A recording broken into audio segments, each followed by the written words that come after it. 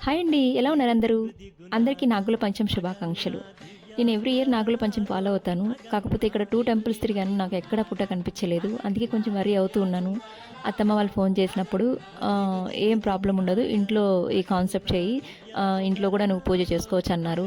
So, ఇంట్లో ఉండే గోధుమ పిండితో నేను జస్ట్ ప్రతిమను రెడీ చేసుకొని దేవుడి దగ్గర పెట్టుకొని, ఆ ప్రతిమకి అభిషేకం చేసి, ఆ అభిషేకం పాలు కానీ, ఆ ప్రతిమను కానీ తులసి కోటలో పెడితే అది నిదానంగా మెల్ట్ అయిపోతుంది. ప్రాబ్లమ్ ఏమి ఉండదు ఇలా చేయడం వల్ల అని అన్నారు. సో, హ్యాపీగా ఫీల్ అనిపించింది. ఎందుకంటే పూజ మిస్ అవ్వదు. ఎట్ ది సేమ్ టైమ్ పుట్టలో పాలు పోసామన్న ఫీల్ కూడా ఉంటుంది. నేను ఈ పుట్టని ఇంటి దగ్గర తెచ్చేసుకున్నానండి ఈ కాన్సెప్ట్ తోటి.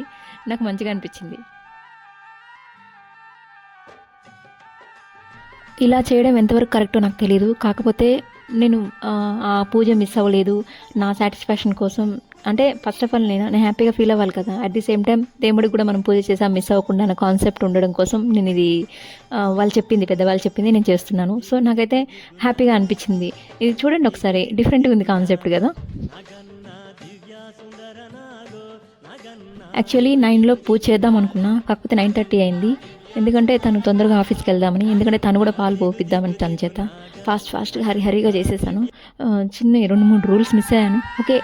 కాకపోతే అందరం కలిసి పూజలో పార్టిసిపేట్ చేశామన్న హ్యాపీ అయితే ఉంది. ఫైనల్లీ చిచ్చేరు పురుగులైతే లేసారు. వాళ్ళకి స్నానం చేపిచ్చి ఫాస్ట్‌గా, ఎందుకంటే టిఫిన్‌కి ఆగలేరు కాబట్టి ఇవాళ పూజ ఉందంటే "ఏం పూజ మమ్మీ" అన్నారు. ఎందుకంటే మనం ఎక్కడున్నా కూడా మన బేసిక్స్ మనం మర్చిపోకూడదు. వాళ్ళకి మనం చిన్నప్పటి నుంచి చెప్తేనే వాళ్ళు పెద్దయిన తర్వాత అది సడన్‌గా తీసుకోగలరు. ఎందుకంటే ఏమీ తెలియకుండా ఒక్కసారిగా వాళ్ళకి చెప్తే ఇదేంటి అదేంటి అని క్వశ్చన్లు అడుగుతారు. అందుకనే కనీసం మన ట్రెడిషన్స్, మన పండగలు, మన విలువలు, మన పాత వాళ్ళు, ఓల్డ్ పీపుల్ వాళ్ళ గురించి మనం అప్పుడప్పుడు చెప్తూ ఉండాలి. అప్పుడే వాళ్ళు మైండ్‌లో ఉంచుకోగలరు దాన్ని. వాళ్ళకి చాలా ఇంట్రెస్ట్ అండి. ఎందుకంటే చెప్తే చేస్తారు వాళ్ళు పిల్లలు కదా! కొంచెం అల్లరి ఉంటది. కాకపోతే దాన్ని మనం చెప్పే పద్ధతిలో చెప్పి వాళ్ళ చేత చేపిచ్చొచ్చు. వాళ్ళకొక్కసారి ఇంట్రెస్ట్ వచ్చిందంటే వాళ్ళే చేస్తారు. అదే అంటారు పూజ అప్పుడు టెంపుల్‌కి పోదాము.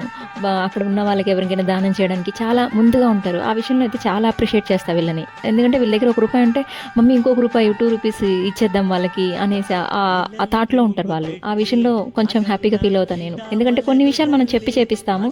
కొన్ని విషయాలు వాళ్ళకి బై బర్త్ సంథింగ్ అట్లా చూసి నేర్చుకుంటారు. బాగా వాళ్ళు ఇంప్రూవ్ అవుతా ఉంటారు అట్లా. బాయ్ అండి. See you in the next video.